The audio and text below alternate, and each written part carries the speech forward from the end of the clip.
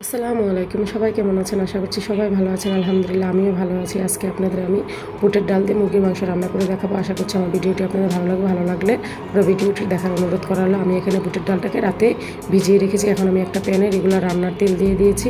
এখন আমি এখানে 2 কাপ পেঁয়াজ দিয়ে দিব। 2 কাপ পেঁয়াজ দিয়ে আমি এটাকে ভালোভাবে ভেজে নিব যতক্ষণ পর্যন্ত এটা লাল না হয়। আমার পেঁয়াজটা প্রায় ভাজা হয়ে গেছে। এখন আমি অর্ধেক পেঁয়াজটাকে একটা বাটিতে আলাদা করে রেখে দেব। এখন আমি এখানে কিছু গরম মশলা দিয়ে দিচ্ছি। এখন আমি এখানে 3 চামচের মতো আটা বাটা রসুন বাটা দিয়ে দিয়েছি। এখন আমি এখানে 2 চামচ মরিচের গুঁড়া, 1.5 চামচ হলুদের গুঁড়া, 2 চামচ ধনিয়ার গুঁড়া দিয়ে এটাকে ভালোভাবে নাড়াচাড়া দিয়ে আমি এখানে সামান্য পানি অ্যাড করে নিব এটাকে কষানোর জন্য। আমার কষানো হয়ে গেছে। এখন আমি এখানে ধুয়ে রাখা চিকেনটাকে দিয়ে দিব। আমি এখানে একটা মুরগির অর্ধেক মাংস নিয়ে নিয়েছি। আপনারা আপনাদের পরিমাণ মতো নিয়ে নেবেন। এখানে আমি লবণটা দিয়ে কষিয়ে নেব যেন মাংসটা ভালোভাবে সিদ্ধ হয়।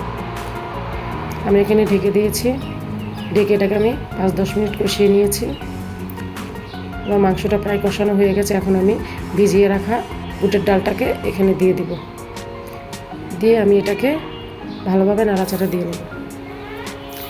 এখন আমি এই পর্যায়ে ডালটাকে সিদ্ধ হওয়ার জন্য এটাকে আমি ঢেকে রেখেছি। আমার ডালটা মুরগির সাথে ভালোভাবে কষানো হয়ে গেছে।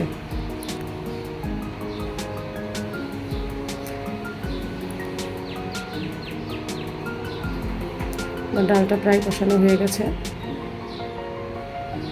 এখন আমি এখানে আগের থেকে আরেকটি চুলায় আমি গরম পানি করে রেখেছি। এখানে আমি 3 কাপ পরিমাণ ফুটন্ত গরম পানি দিয়ে দিয়েছি।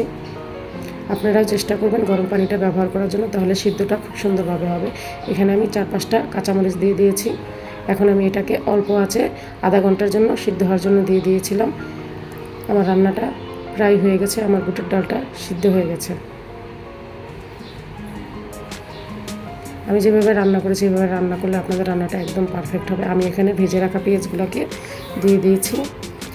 আর এখানে আমি 1 চামচের মতো জিরা দিয়ে দিয়েছি। জিরা দিয়ে আমি এখন এটাকে নামিয়ে ফেলবো। চুলা অফ করে তরকারিটাকে 5 মিনিটের জন্য চুলায় বসিয়ে রেখেছিলাম। এখন আমি তরকারিটাকে পরিবেশন করব। আশা করছি আমার ভিডিওটি আপনাদের সবার ভালো লেগেছে। আমার ভিডিওটি যদি আপনাদের ভালো লাগে আমাকে লাইক কমেন্ট শেয়ার করে দেবেন। আমার চ্যানেলে গিয়ে আমাকে সাবস্ক্রাইব করে দেবেন। এখন আমি রান্নাটা পরিবেশন করব। আশা করছি আমার এই রান্নাটি আপনাদের সবার ভালো লেগেছে। আমার জন্য সবাই দোয়া করবেন, আমি যেন আপনাদের অনেক নতুন নতুন ভিডিও উপহার দিতে পারি। আসসালামু আলাইকুম।